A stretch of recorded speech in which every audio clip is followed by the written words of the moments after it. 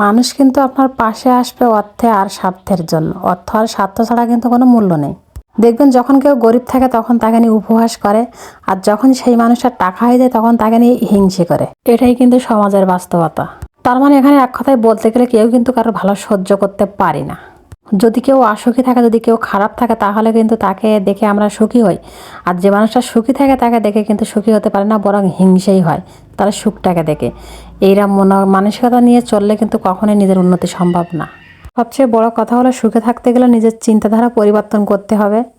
আর সেই সাথে কিন্তু আপনার সামর্থ্য অনুযায়ী সুখে থাকতে হবে, মানে যেটুকু আপনার আছে ঠিক তার থেকে বেশি চাইলে হবে না।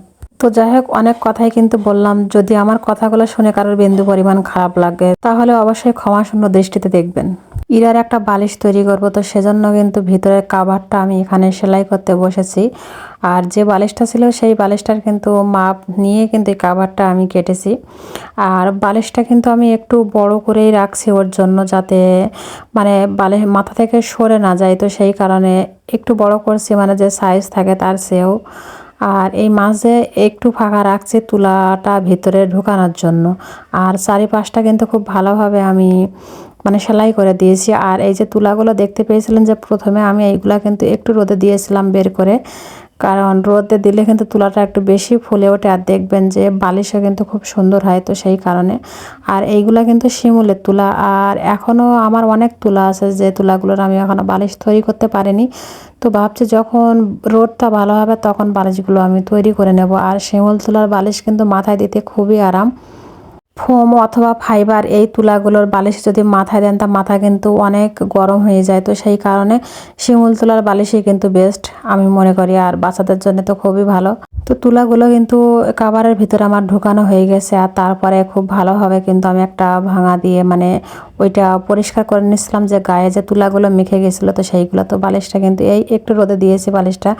তো যাই হোক, ঘরের ভেতরে সে দেখতে পাচ্ছে যে ইরার বাবা অনেক লেবু তুলে আনছে। আর এই যে বড়গুলো আলাদা করছে উনি, আর ছোটোগুলো আছে।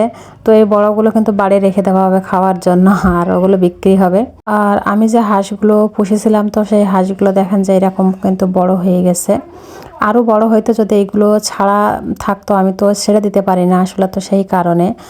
আর এই হাঁসগুলো কিন্তু শীতের সময় পুরো উপযুক্ত হবে খাওয়ার জন্য, তো সেই কারণেই কিন্তু হাঁসগুলো রাখা মূলত খাওয়ার জন্য। আর তা না হলে কিন্তু এই বৃষ্টির সময় এত কষ্ট করে এইগুলো পোষার কোনো মানেই হয় না।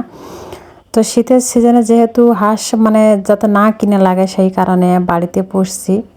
আর শীতের সময় কিন্তু হাঁসের মাংসটা সবচেয়ে বেশি ভালো লাগে আমার তো মনে হয়।